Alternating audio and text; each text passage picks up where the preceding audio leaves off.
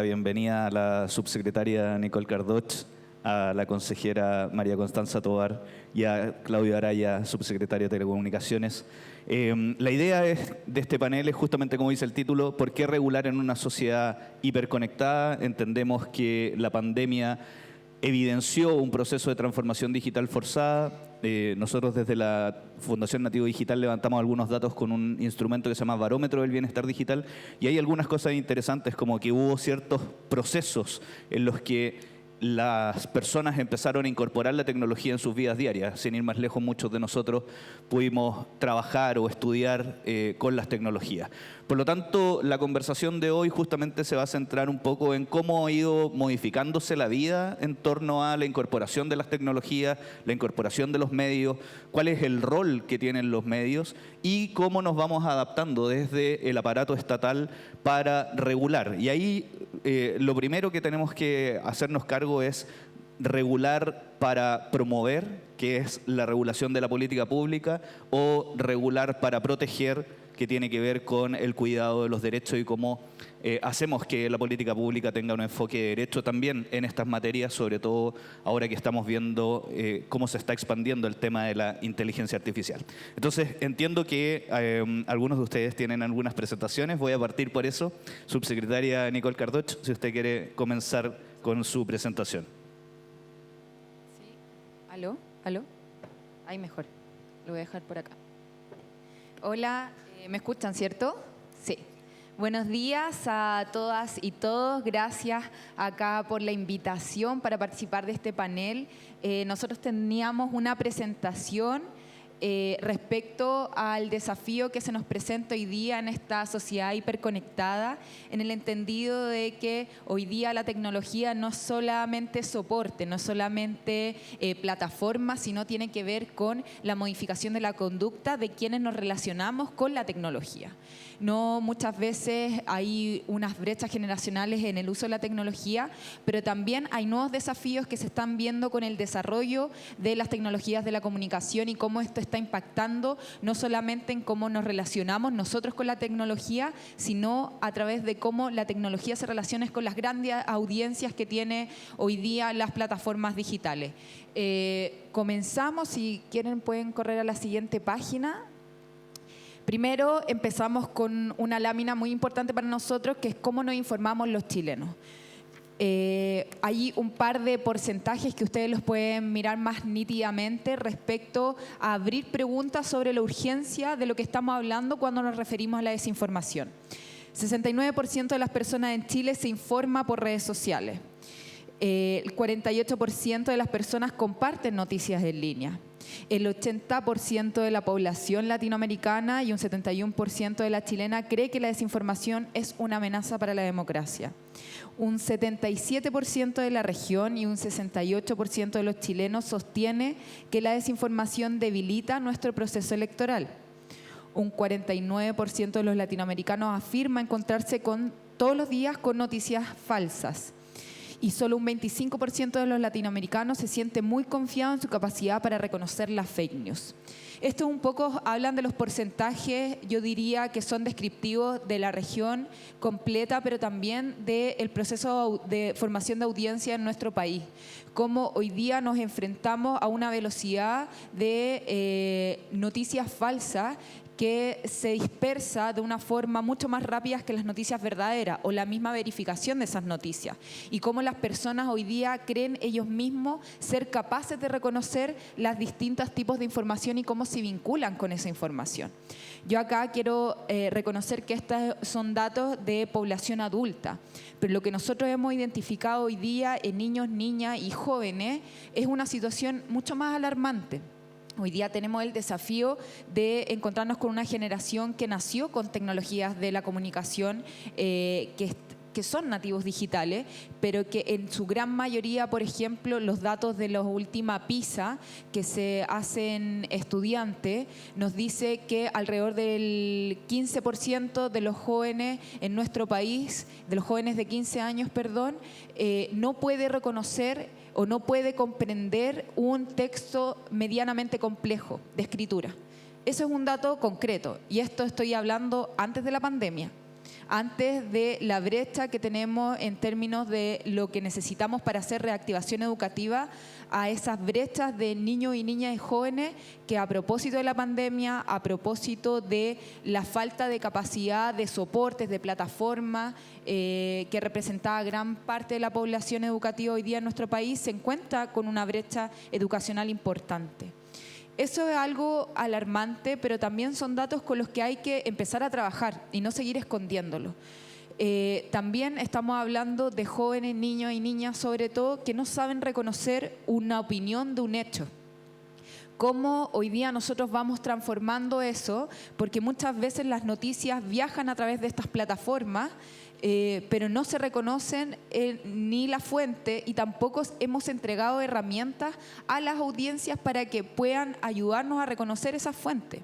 Y hoy día lo importante, y yo solamente me quiero centrar un poco en estos datos que yo creo que nos deben llamar mucho la atención, para poder trabajar conjuntamente en cómo ir aportando a la lucha contra la desinformación en todos los ámbitos. Y sobre todo en los ámbitos de formación de los niños y niñas, de aquellos más jóvenes, que no son ciudadanos en potencia, son los ciudadanos del mañana próximo, no el mañana de aquí a 10 años. Estos ciudadanos y ciudadanas en formación hoy día no van a saber distinguir qué es una opinión de un hecho real, o cómo se constituye en términos generales los hechos reales.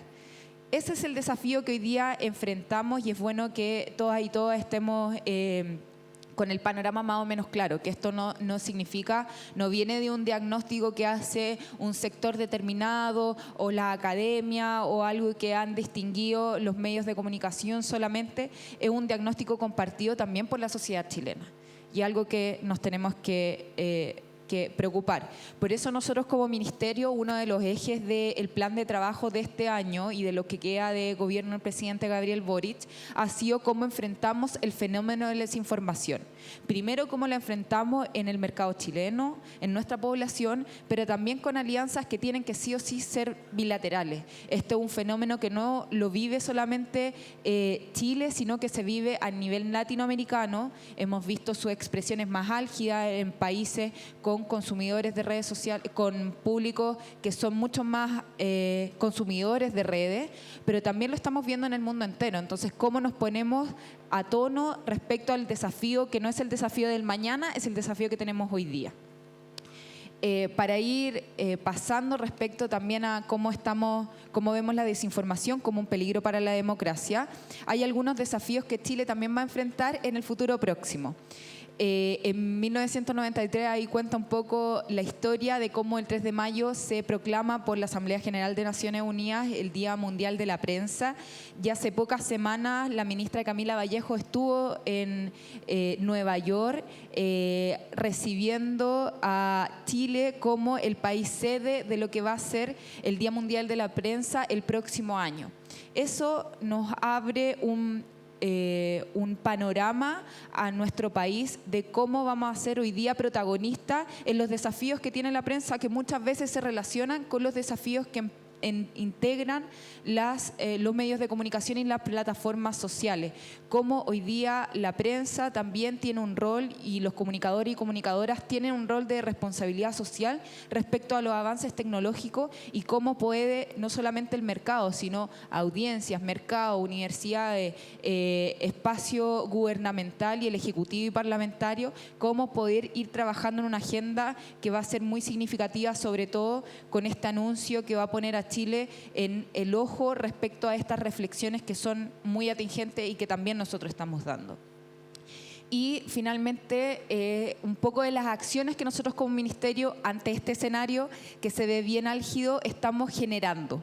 Primero, el fomento de medios comunitarios. Nosotros como Secretaría General de Gobierno hemos generado mesas de trabajo con canales y radios comunitarias.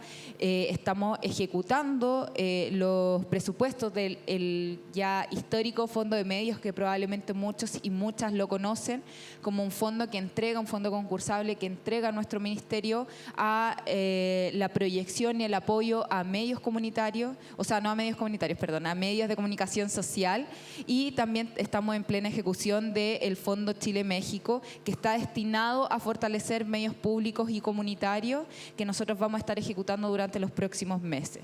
Segundo, también hay una parte del trabajo que hemos generado con mesas, con universidades, no solamente universidades y comunidades académicas, sino también actores relevantes de hoy día los medios de comunicación, también el Colegio de Periodistas, Archi, Anarcit, todos ellos fueron parte de la mesa, más amplitud, más voces, más democracia, que muchos de ustedes quizás recuerdan que se generó durante el año pasado, y estamos a la espera de generar una devolución respecto a las recomendaciones que se generan en esta mesa. Recomendaciones que van en términos del pluralismo informativo, también en cómo vamos ayudando a fortalecer el enfoque de género en los medios de comunicación, pero también en el trabajo interno que generan los medios, y así interculturalidad, ética, y así una serie de cosas que se separaron por temática en estas mesas de trabajo y que nosotros como ejecutivo estamos preparando ya los últimos ajustes a lo que va a ser esa devolución y cuáles van a ser nuestra hoja de ruta por la cual vamos a caminar durante este periodo respecto a lo que nos recomienda la industria, los medios, en términos también de derecho y acceso a la información, que es muy importante. Y finalmente, un trabajo interministerial que hemos generado, bueno, generamos también con Subtel, ahí con el subsecretario nos vemos mucho porque tenemos mesas de trabajo andando. Acá yo creo que lo más relevante ha sido para el gobierno del presidente Gabriel Boric entender que las comunicaciones no son solamente, como yo les decía, soportes, sino tienen una implicancia en la vida social de las personas que es muy importante, y que no solamente estamos hablando acá de regular, sino estamos hablando de cómo moldeamos y también generamos formación, sobre todo en audiencia. Niños y niñas, por ejemplo, estamos trabajando con la subsecretaria de Educación cómo generar un piloto formativo respecto a los desafíos que tiene la desinformación hoy día en niños, niñas y jóvenes, niños y niñas y adolescentes. No solamente cambios curriculares, que yo creo que es muchas veces lo que nos recomiendan en varias mesas sectoriales, de cómo incluimos esto en la malla curricular de los niños y entre más jóvenes mejor. No solamente eso, sino hoy día cómo le entregamos herramientas a los padres, a los apoderados, a la comunidad educativa, a los profesores, que muchas veces niegan la inclusión de la tecnología, no porque crean que la tecnología, las plataformas son malas, sino porque no tienen las herramientas para saber cómo modificar conductas o cómo interrelacionarse con ellas, que es hoy día el desafío más grande que tiene nuestro país en materia educativa.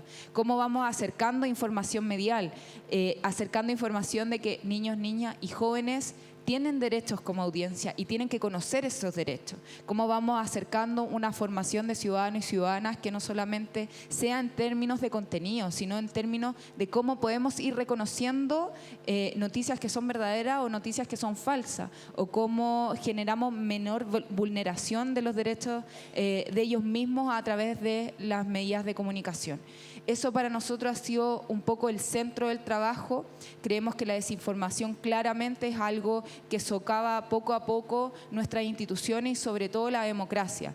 Y un año tan particular como este, 2023, que se cumplen 50 años desde el golpe de Estado, nosotros estamos hablando hoy día que los riesgos de la democracia son distintos a los del pasado, pero son igualmente riesgos, porque en tanto nosotros generamos una brecha de ciudadanos y ciudadanas que no pueden reconocer informaciones verídicas, informaciones falsas, o generamos la brecha, que es más importante aún, de la separación de los ciudadanos y ciudadanas de la cuestión colectiva y de la cuestión pública.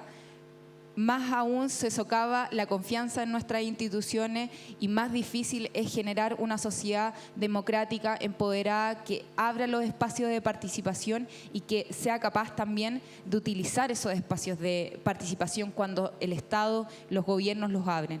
Eso ha sido un desafío y yo creo que es algo que tenemos que compartir todas y todas, porque no solamente el uso de las redes sociales, el uso de las tecnologías hoy día está ya está en su máximo apogeo, sino que esto se va a ir profundizando no solamente en la sociedad que viene, como yo les decía, de aquí a 5 años, sino en la sociedad que estamos conformando hoy día. Y esa es la urgencia y ese ha sido el énfasis que hemos puesto como Ministerio, Secretaría General de Gobierno. Por último, les quería dejar un pequeño video que generamos como Ministerio para el Día del Locutor Radial, un poco para darnos cuenta lo que nosotros siempre hemos manifestado, que las comunicaciones no son solamente plataformas, sino son personas que hacen real esas comunicaciones, personas que emiten, que tienen responsabilidad social y también son audiencias que reciben esa información. Eso, muchas gracias. Buenos días, saludamos a todas nuestras auditoras y auditores que día a día nos sintonizan en lo más alto del dial, en el 107.9. Mi nombre es Susana Capriles, soy directora de Radio La Voz de Paine, 107.9, una radio comunitaria de verdad, como dice nuestro eslogan. A lo que a nosotros nos interesa es llegar al público y difundir lo que está sintiendo la ciudadanía. Es gratificante no solamente recibir los llamados telefónicos, sino también encontrarnos en distintos espacios, ya sea organizacionales o en la vida cotidiana, a través de estar comprando en la feria, encontrarse con que, reconozco tu voz, cosas así, te hacen generar mayor convicción en lo que estás desarrollando. En este día del locutor y la locutora radial, aparte de un reconocimiento a la labor, que se desarrolla en distintos poblados, en distintas villas, en distintas regiones, también quiero hacer, aparte del saludo, un llamado a seguir trabajando con más convicción por el cambio en la matriz comunicacional.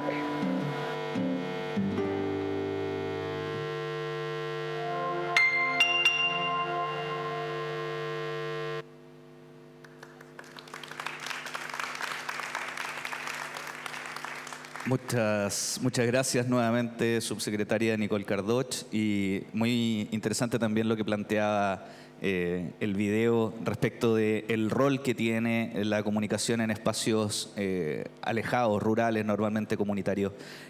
Tiene un rol normalmente de compañía, además del informativo y comunicacional.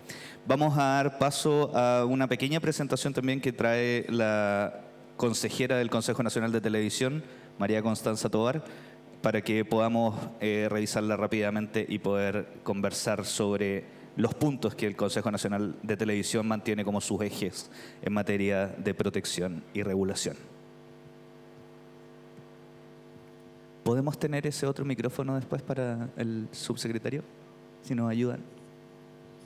¿Aló? ¿Se escucha?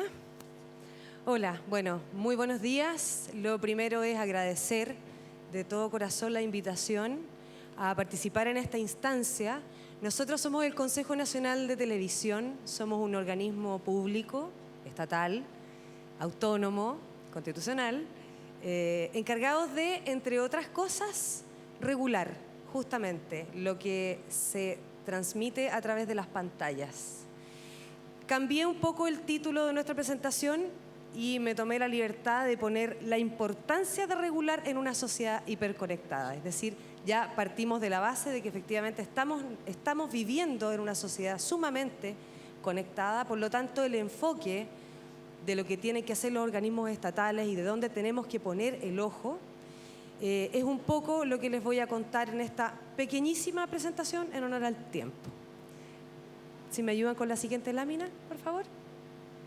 Lo primero, para que nos conozcamos las cartas sobre la mesa, ¿qué es lo que es el Consejo?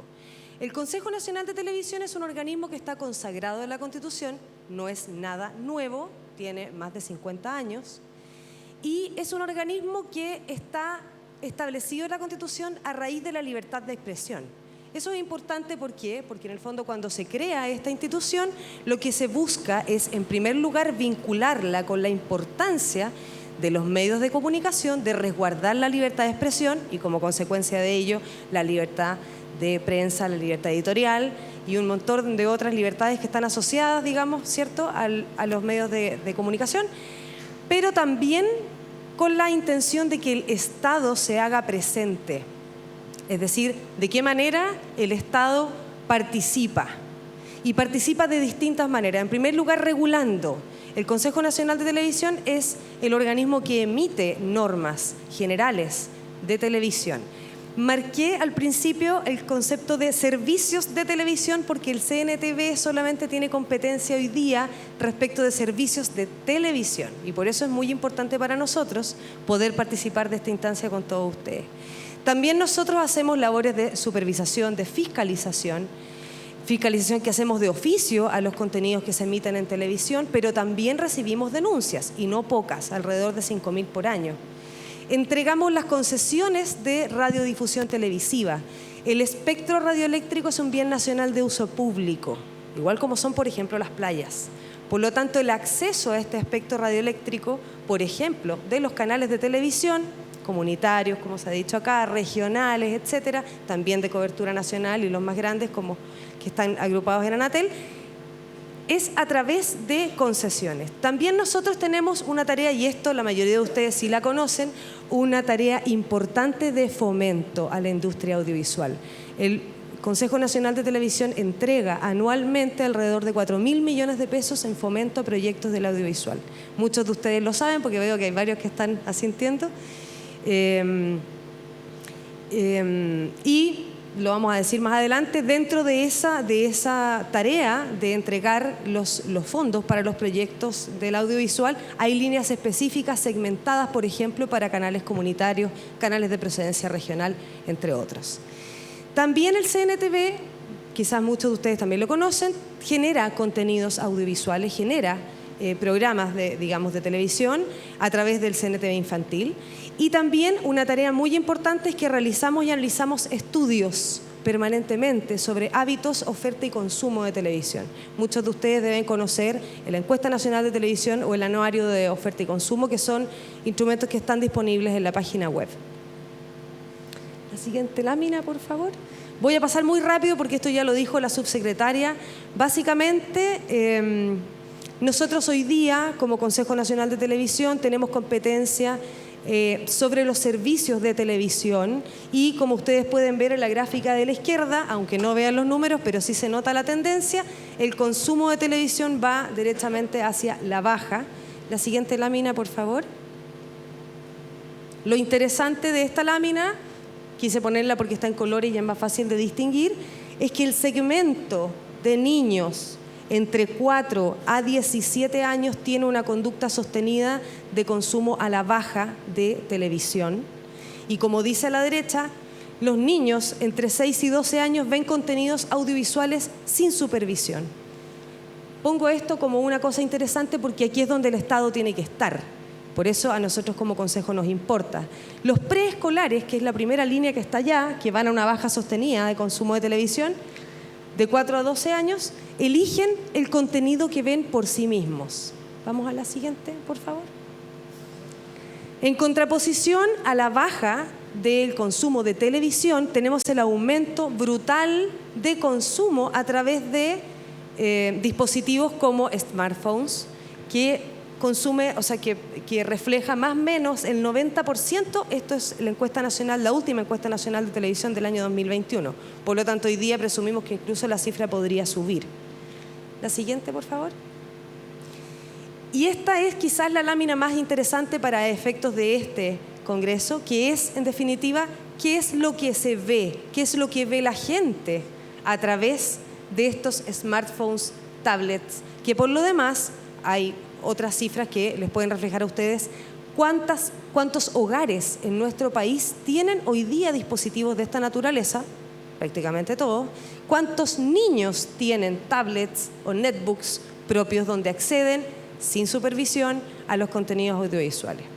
Y ahí, por ejemplo, la cifra es bien brutal, porque en definitiva el paso es de la televisión al streaming o a las plataformas como YouTube, por ejemplo, como TikTok, que son, en definitiva, proveedores o oferta de contenido que no está sujeto a la regulación del Consejo Nacional de Televisión. Por eso es importante para nosotros.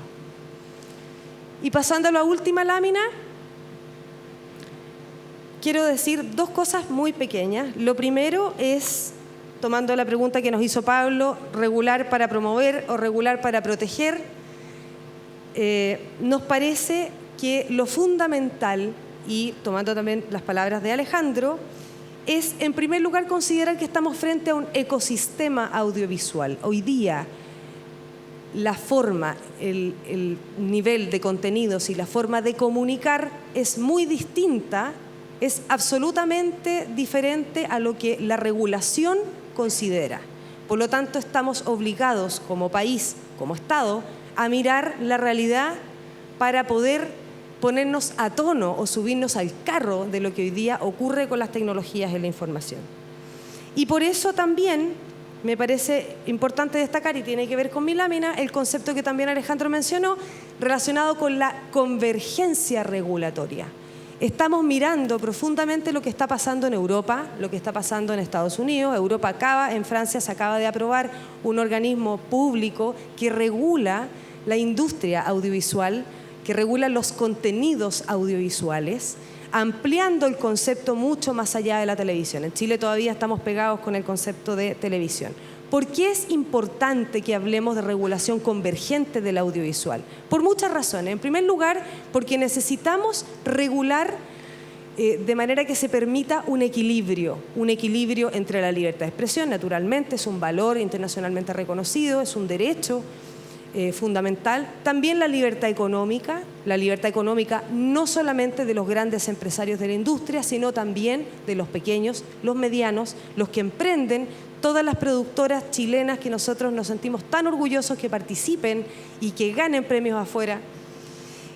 Por lo tanto, para nosotros es importante tener a la vista que una normativa convergente permite ese equilibrio, que también contempla la responsabilidad social empresarial en esto. Es decir, también tenemos que regular los contenidos porque no es indiferente lo que se transmite.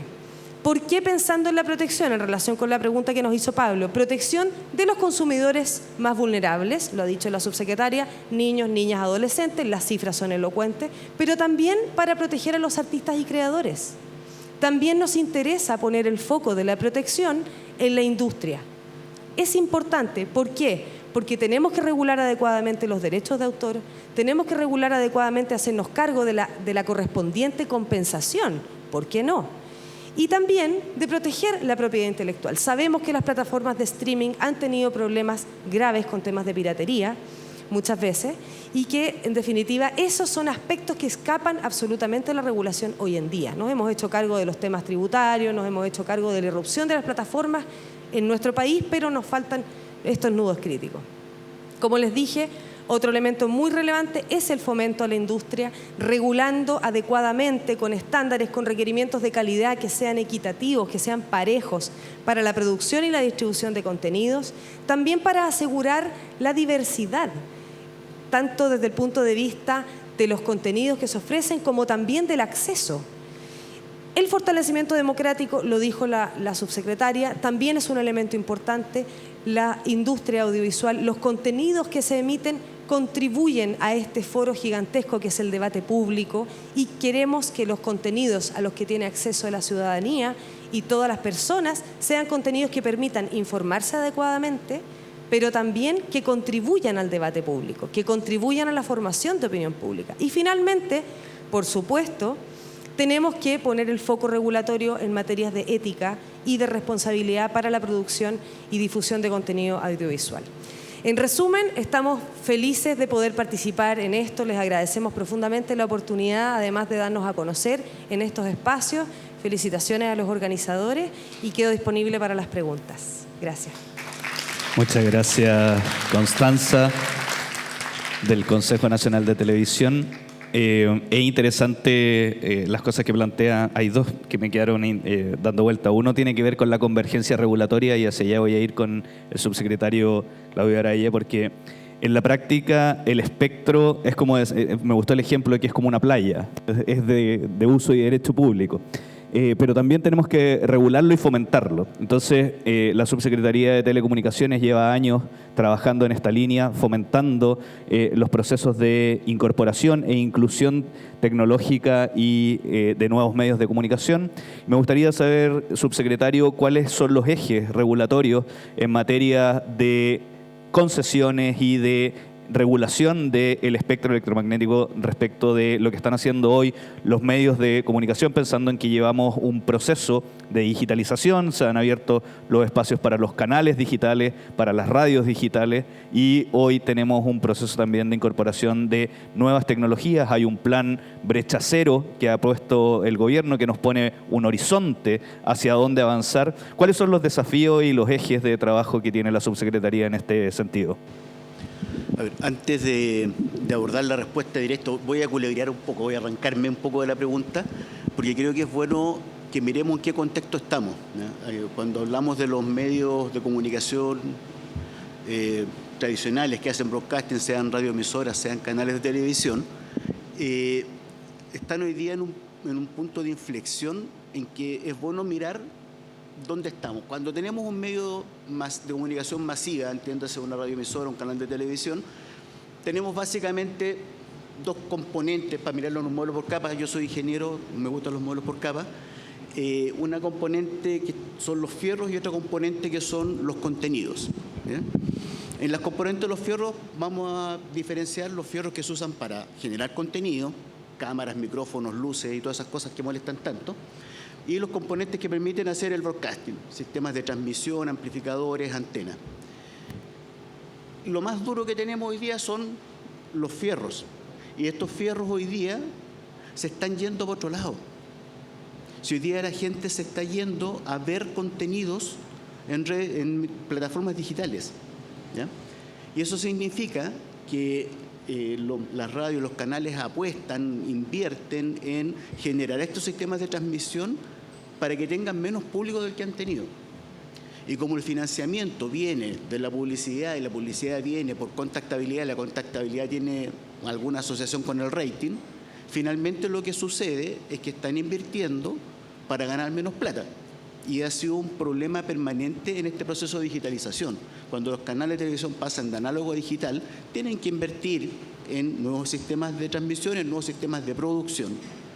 Y eso para una torta publicitaria que se viene achicando, ¿sí?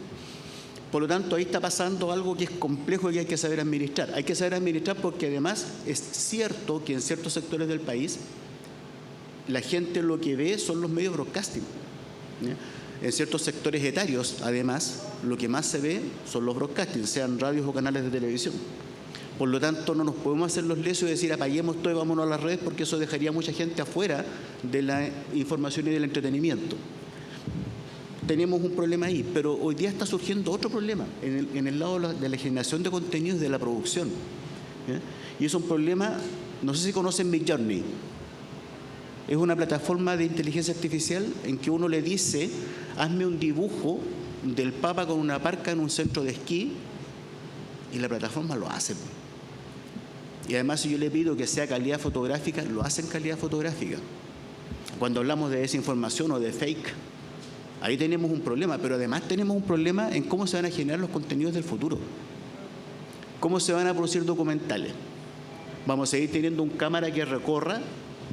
¿O vamos a tomar imágenes pregrabadas de un cierto sector geográfico y vamos a poner un locutor virtual? ¿Vamos a tener a Brad Pitt hablando en castellano haciéndonos un documental de las Torres del Paine?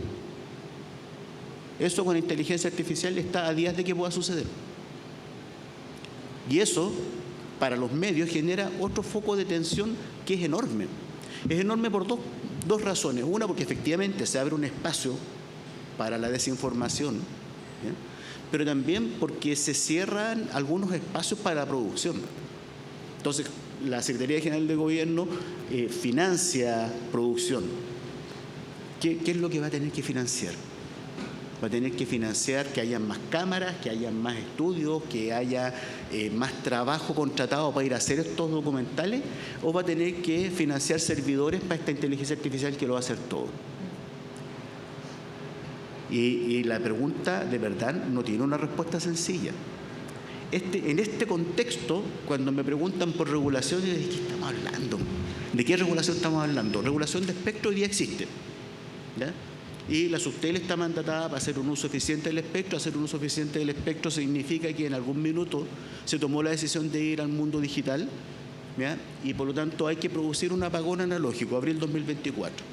Los canales que están en analógico tienen 11 meses para trasladarse al mundo digital o desaparecer del dial. No necesariamente desaparecer como medios, porque a lo mejor ya están en plataformas digitales, y esa es otra cosa que hay que tener a la vista, hay que constatar. Hoy día no existen, o casi no existen, medios que sean exclusivamente un canal de televisión que hace broadcasting o radioemisoras que hacen broadcasting. Hoy día estamos en multiplataforma. Con César de la Narcich lo hemos conversado más de un par de veces. Hoy día las radios comunitarias, que se entiende que son los elementos más chicos de este ecosistema de información, ya son multiplataformas, están todas preparándose para ser multiplataformas, hacen streaming vía internet, incluso a veces antes de tener una concesión para hacer broadcasting. Y si ya están en internet, bueno, le ponemos una camarita y ya estamos haciendo audiovisual, con inversiones marginales. Entonces, hoy día el mundo de la comunicación es multiplataforma, y en el ser multiplataforma, quizás lo que haya que tener es el cuidado de que no desaparezcan los broadcasting, ¿ya? Más allá de el uso eficiente del espectro, que por supuesto es una necesidad que tenemos para poder usar el espectro en todo lo que se requiera, la regulación parece que debería trasladarse a las capas superiores. En la regulación, en lo que tiene que ver con transmisión, hoy día estamos haciendo una cosa que es bastante interesante, que es, dado que se va a producir el apagón analógico, los canales clásicos analógicos 5 y 6 van a dejar de ser para contenidos audiovisuales y van a pasar a ser para radioemisoras. Vamos a ampliar el dial de las radios FM, ¿ya? Hoy día está entre la frecuencia 86 y 108, va a pasar de la 76 a la 108. Le vamos a agregar 12 MHz, que son los canales 5 y 6, y con eso vamos a permitir que ingresen más radios. Y eso puede sonar como un contrasentido, por lo que les estoy diciendo. Si hoy día está más difícil financiar el funcionamiento, si la torta publicitaria se está achicando, ¿para qué diantres queremos ampliar el espectro? Bueno, es para tener más voces, porque eso significa más democracia, como decía la subsecretaria. Porque sabemos que hay voces que están fuera. Y la idea es que no sea por falta de espacio cuando ese espacio existe. Ahora, ¿quiénes van a surgir? Probablemente van a surgir más radios comunitarias, porque su esquema de financiamiento es más liviano y porque su rol en la sociedad es más difícil de sustituir por una máquina, ¿no? Porque efectivamente uno en la radio comunitaria, en la radio local, escucha el aviso de díganle a la señora Luchita que llegó la encomienda. Eso en redes sociales no funciona tan bonito. Entonces hay un espacio que va a seguir creciendo ahí con medios locales y comunitarios, ¿ya? Y que van a tener alcance local. Los grandes consorcios de radioemisoras no creo que desaparezcan en el corto plazo, además también son multimediales, ¿ya? Y quizás el escenario más difícil económicamente lo tengan las radios que no son consorcios, las radios que tienen un carácter local o regional, que tienen una o dos plantas y no más que eso, porque ellos tienen que volver o seguir peleando por el rating para seguir peleando por la cuota de avisaje, ¿ya? Eso, desde el punto de vista de administración del dial, de lo que vemos directamente en Sustel, creo que los cambios regulatorios más fuertes tienen que ver con esta ampliación del dial FM y nada más. Nuestro problema es qué hacemos de ahí para arriba, porque hoy día nosotros no estamos regulando lo que sucede en las plataformas digitales.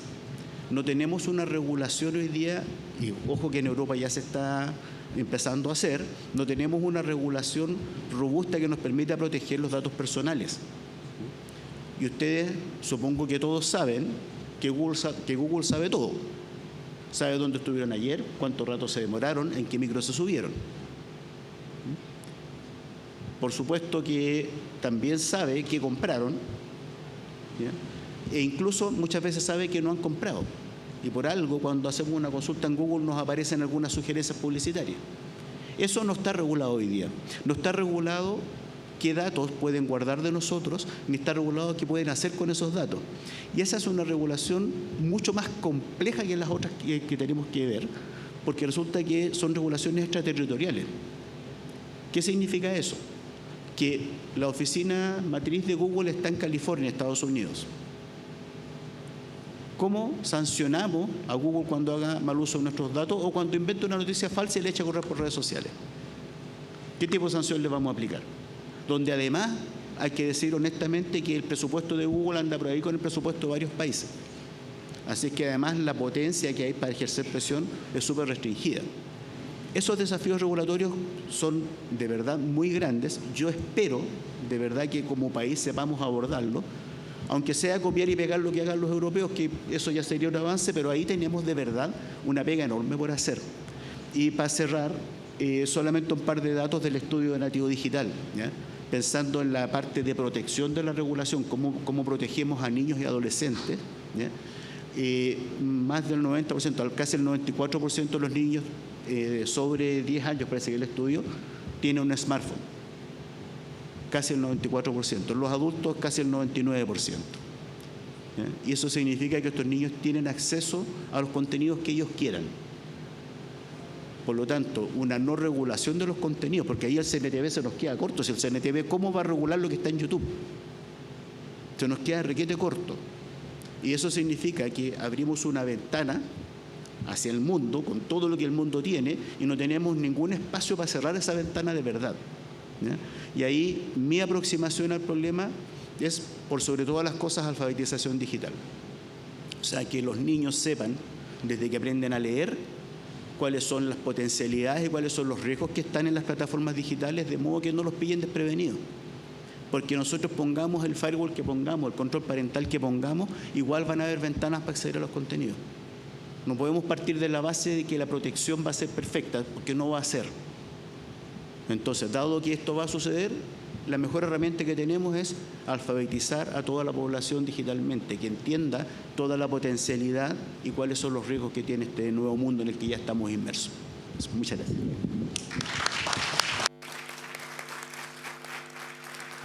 Muchísimas gracias, subsecretario Araya, por esta temática, porque además nos pone en uno de los ejes que para nosotros también resulta bien fundamental, que tiene que ver con, por un lado, y esto estuvo en un congreso hace poco en Inglaterra, y estaba la Ofcom, que es como el ente regulador allá, y estaba esta misma pregunta, decía, ¿hasta dónde podemos regular si tenemos estas instituciones que son supranacionales, donde probablemente el actor de regulación no está dentro del territorio?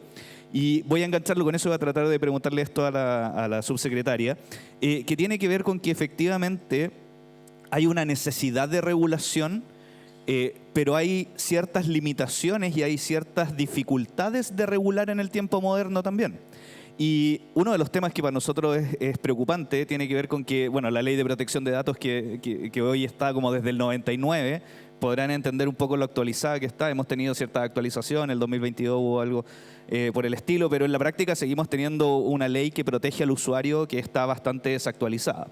Entonces, cuando nos ponemos el nuevo desafío de actualizar esa ley, yo revisé el último documento y claro, para el 2016 estaba como, ok, íbamos bien. Pero pasó una pandemia entre medio. ¿Cuál es el foco que tiene hoy el proteger a los usuarios, entendiendo también que hay otras leyes que están entrando? Entró la ley de neuroderechos, entró la semana pasada la ley de inteligencia artificial, tenemos algunas leyes, está la ley llamada Ley PAC, que propuso Maite Orsini con Maya, que de alguna manera buscan proteger la intimidad y la dignidad de las personas que puedan verse afectadas por imagen. O sea, tenemos intenciones de marcos normativos que pueden acompañar la protección de los usuarios. ¿Cuál es el foco que está teniendo el gobierno en esta materia?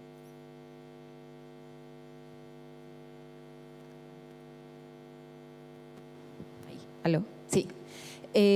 Bueno, qué buena pregunta. Además, qué buenas las exposiciones. Yo creo que tocan... Hay una sinergia de lo que estamos acá viendo los distintos actores, que yo creo que es bueno.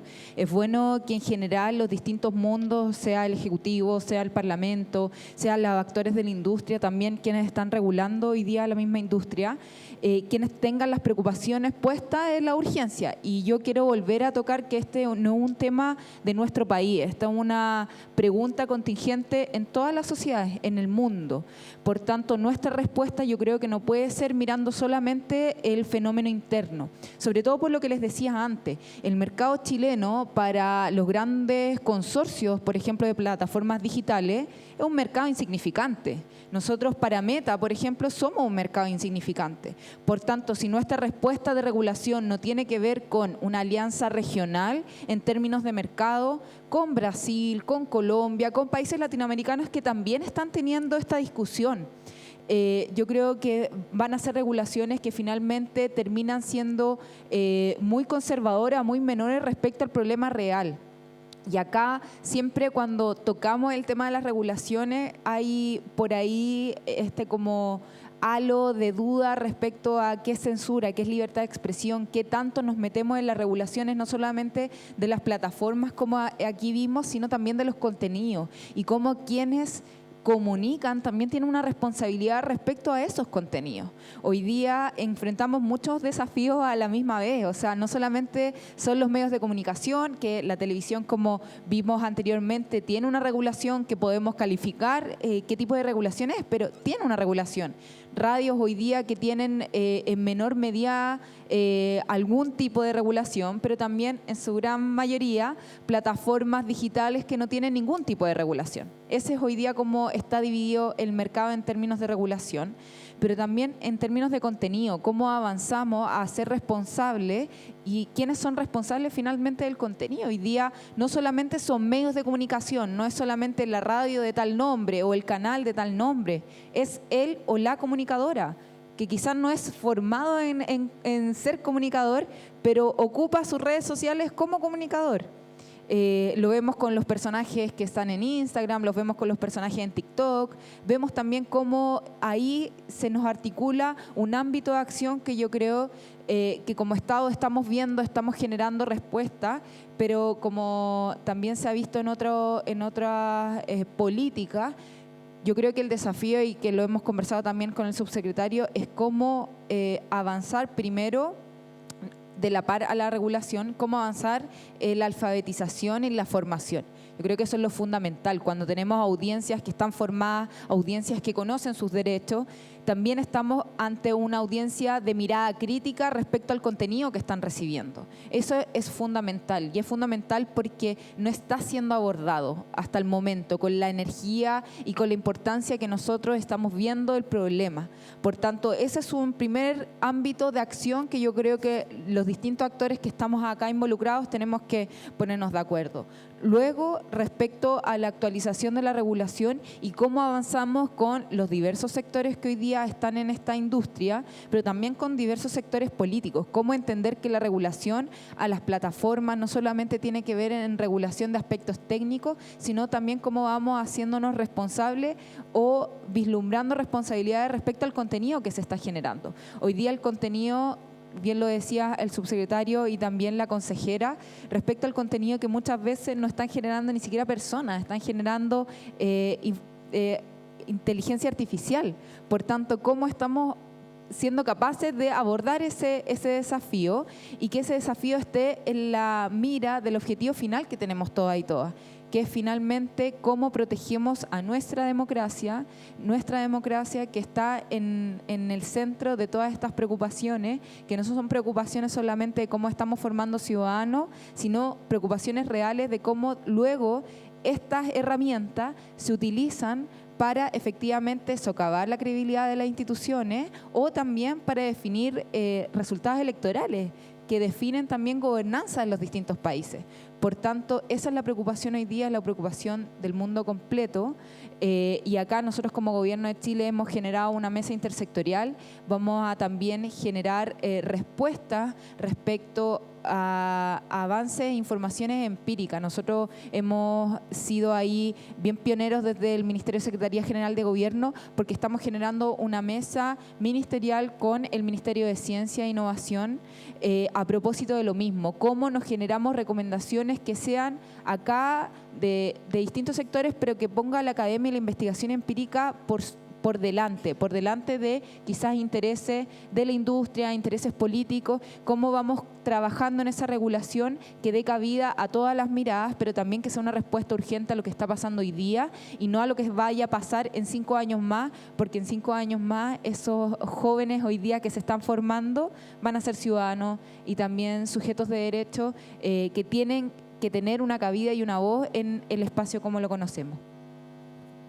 Muchas gracias, subsecretaria. Qué interesante lo que planteaba del trabajo interministerial. Justo ayer también estuvimos en una reunión con el Ministerio de Ciencia y nos contaban un poco los focos, y es interesante, por ejemplo, para la ANID, que pusieron foco en las becas para quienes estén interesados en materias de inteligencia artificial o seguridad y ciberseguridad, que son las nuevas temáticas que probablemente vamos a estar enfrentando. Y en esa línea le quería preguntar al subsecretario, ¿cómo nos estamos haciendo cargo también del proceso de transformación? Usted decía, por un lado están los fierros, por otro lado están los contenidos, pero también hay una modificación de parte de los usuarios, una modificación respecto de cómo estamos consumiendo, dónde estamos consumiendo y cómo estamos reaccionando. Hoy hay un concepto bien interesante que habla del usuario prosumidor, que es productor y consumidor de contenidos a la vez. ¿Cómo estamos nosotros desde la Subsecretaría de Telecomunicaciones y desde la labor que tiene el Estado acompañando también ese proceso de transformación de los usuarios y de cómo somos capaces nosotros de ofrecerle espacios cada vez más seguros también? Yo creo que es un poco lo que decía recién en cuanto a que el gran trabajo es alfabetización, ¿no? Alfabetización digital. Nosotros estamos viendo que hay hartos esfuerzos que están en esa línea y que lamentablemente no están debidamente coordinados. Estamos tratando de avanzar en esa coordinación, porque hay cosas que son muy valiosas. La Fundación País Digital, por ejemplo, me comentaban que ha alfabetizado digitalmente a más de 300.000 adultos. Y eso suena de jueves, pero cuando uno empieza a mirar, muchos de esos adultos lo que aprendieron fue a manejar Excel, ¿ya? Y otros aprendieron a conectarse a Internet. Pero aquí estamos hablando de dar un salto cualitativo en cuáles son las habilidades digitales que hay que instalar en la población. Todos aprendimos a conectarnos a la comisaría virtual y a usar la clave única. De hecho, la clave única había costado mucho, del 2015 al 2019 había costado mucho que prendiera. Iban como en menos de 4 millones de usuarios con clave única y pasamos a tener 16 millones. Y eso fue porque todos queríamos salir cuando estábamos encerrados y por lo tanto íbamos a la clave única. Los sectores más vulnerables también se digitalizaron en alguna medida porque el Chile Atiende también operaba de forma remota, también había que tener clave única. Entonces se produjo este golpe de alfabetización, pero que en realidad no es alfabetización. Se aprendió una habilidad específica, ¿ya? Nadie le fue a contar a esas personas en qué consisten las redes, qué pasa con mis datos cuando navego por las redes, qué es una cookie que queda almacenada en mi computador donde se registra información mía que luego va a ser utilizada por terceros. Nadie contó eso. Había que resolver el problema puntual, que era, estoy encerrado hace 3 días, quiero salir, ¿sí? Por lo tanto, entro con comisaría virtual, ingreso a la clave única, pido mi permiso y digo que voy a pasear al perro, no importa que no tenga perro, ¿sí? Eso es lo que aprendimos a hacer. No nos alfabetizamos digitalmente. Adquirimos una habilidad específica y tenemos en deuda todas las otras habilidades, porque cuando adquirimos esa habilidad se trata de personas que no sabían conectarse a Internet, que aprendieron a conectarse a Internet para desarrollar esa tarea específica y vieron el universo que se les abría y no vieron cuáles eran las implicancias de ese universo. ¿Qué significa hacer búsquedas en Google en materia de cookies que quedan almacenadas? Cómo nosotros entregamos nuestros hábitos de conducta a redes sociales que los van a comercializar y que van a ganar plata con nuestros hábitos. Eso no se los contó nadie. Entonces, nuestra pega es alfabetizar digitalmente, es que las personas entiendan los alcances de la comunicación a distancia en cualquiera de sus formas y a partir de esos alcances que puedan tomar decisiones informadas para no dar clic en un enlace que puede ser phishing, para no dar crédito a una noticia si no conocemos su fuente, para no dar crédito a lo que parece información científica. No sé si les pasó, pero yo vi aparecer una cantidad de dietas en YouTube, no sé si había acceso a mi masa corporal, pero por alguna razón me llegaba mucha información de dietas y las dietas más increíbles, más absurdas que se pueden imaginar. ¿Cómo una persona que no tiene una formación básica discrimina? Porque hasta podría alguien morir envenenado. Entonces hay que alfabetizar digitalmente a toda la población con las habilidades que se necesitan para cada segmento de la población. Y son habilidades distintas. Niños de cuarto básico aprendiendo a programar, espectacular, porque les va a cambiar las conexiones neuronales, van a aprender y se van a enfrentar al mundo de mucha mejor manera. Niños de tercero o cuarto medio aprendiendo a desarrollar proyectos tecnológicos, espectacular, porque esos son los nuevos corners, los unicornios que van a surgir de ahí, en la medida que esto sea masivo. Hoy día, cuando no hacemos eso de manera masiva, estamos perdiendo talento. Hay que aprovechar ese talento. Pero por sobre todo, a los más chicos y a los más grandes también, hay que explicarles dónde estamos parados. Hay que explicarles en qué consiste el ciberespacio, cuáles son los riesgos que tiene. Y eso es un esfuerzo enorme que tenemos que lograr para 20 millones de personas. No nos sirve capacitar a 20 personas o 20.000. Hay que llegar a 20 millones de personas, a cada uno con las habilidades digitales que necesita. Excelente, subsecretario, porque me la deja boteando. Porque para llegar a esas 20 millones de personas tenemos que transformarlo en política pública. O sea, tenemos que movilizar la política pública para que estas 20 millones de personas se sientan impactadas justamente por ese proceso de alfabetización. Y ahí me voy a tomar un poco de eso. La educomunicación, que es una de las ramas de la comunicación, desde los 80 ya viene hablando de la necesidad de los procesos de formación en la ciudadanía de los aspectos mediáticos y digitales. El CNTV viene trabajando desde aproximadamente los 90 en adelante en estas líneas de educomunicación, tiene una serie de estudios al respecto. Está CNTV Infantil, que antes era Nova Sur, que es un programa que buscaba entregar contenidos educativos, lúdicos, entretenidos. Y creo que la pandemia también nos mostró que los medios tradicionales, como decía el subsecretario, tienen un rol que no necesariamente va a poder ser reemplazado por las nuevas plataformas. Lo vimos en el surgimiento del canal TV Educa, hoy NTV, que fue un proyecto que tomó muchísima fuerza gracias a la unión de los canales de televisión. Nosotros acompañamos un proyecto muy bonito en Perú, en el que las radios comunitarias permitieron que los niños y niñas pudieran seguir teniendo clases a través de las radios. Es interesante eso porque la verdad no existía ningún tipo de conectividad en muchas zonas rurales de Perú, y acompañamos este programa que fue bien interesante porque en la práctica era poder darle continuidad al proceso escolar. ¿Cómo está liderando en este sentido el CNTV este proceso de aprovechar los medios tradicionales en los procesos de educomunicación que hoy debemos vivir como sociedad?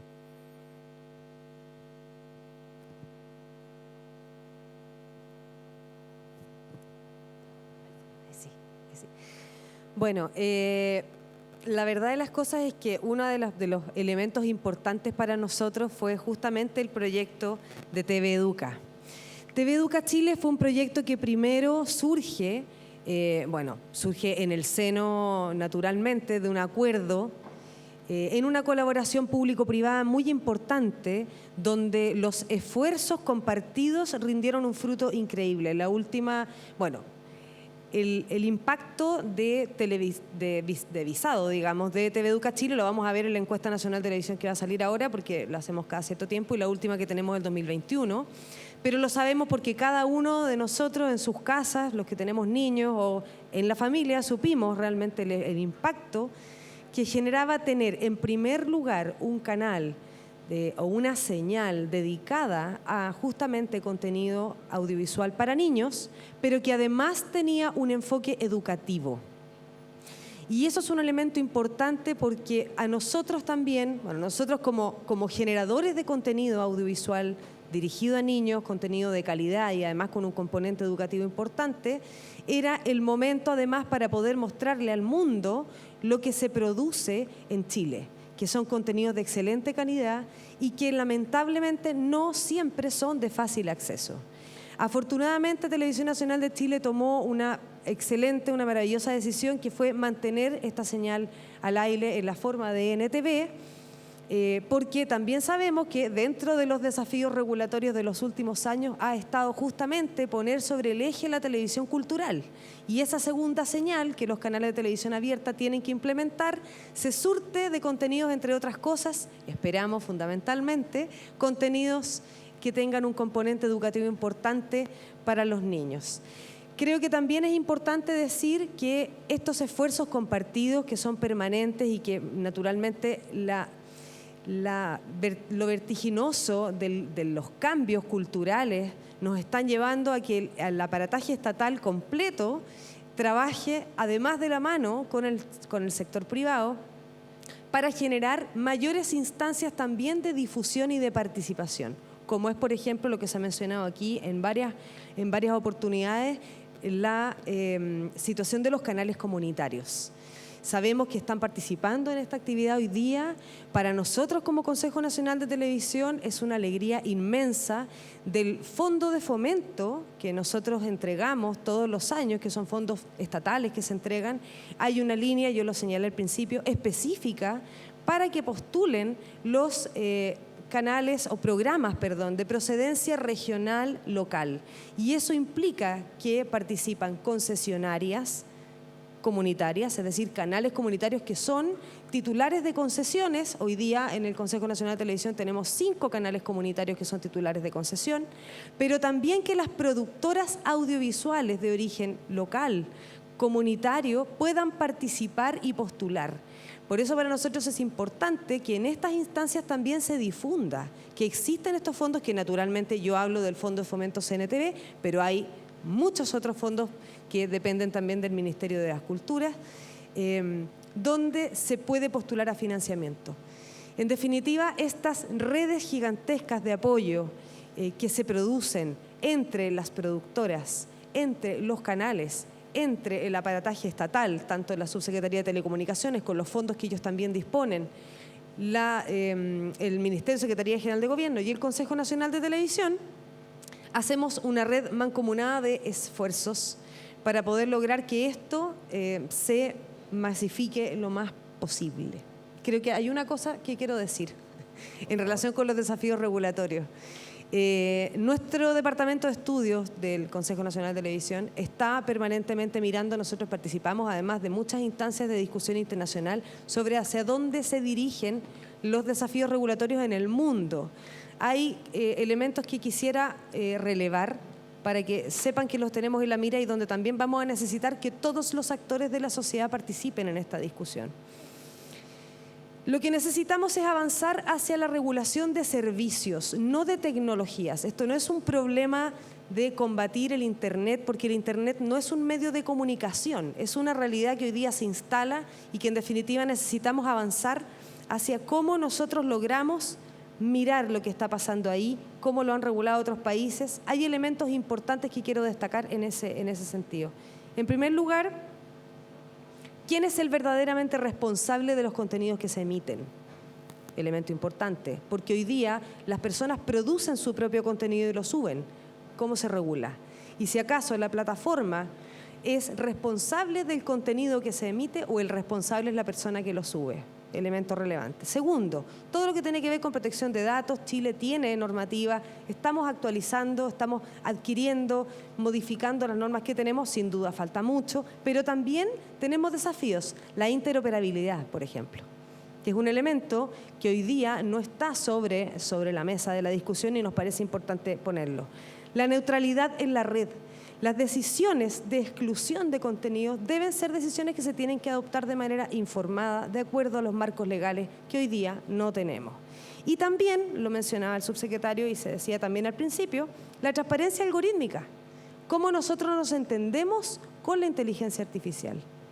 Cómo nosotros logramos que a través de nuestra regulación la aplicación de algoritmos y de inteligencia artificial para la definición de contenidos sean, en definitiva, decisiones que nos permitan a nosotros como país ponernos en la primera línea en la regulación. Estamos en eso, parte de la discusión.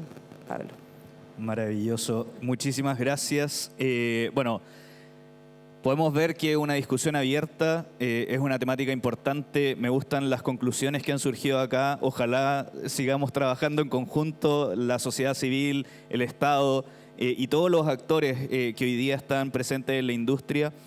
Consideramos que es probablemente uno de los puntos de inflexión en términos de movilización sociocultural.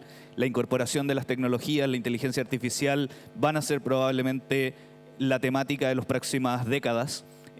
Creo que hay dos conclusiones que me quedo y para ir cerrando también porque vienen otras presentaciones muy interesantes también. Los invito a quedarse y a revisar el programa.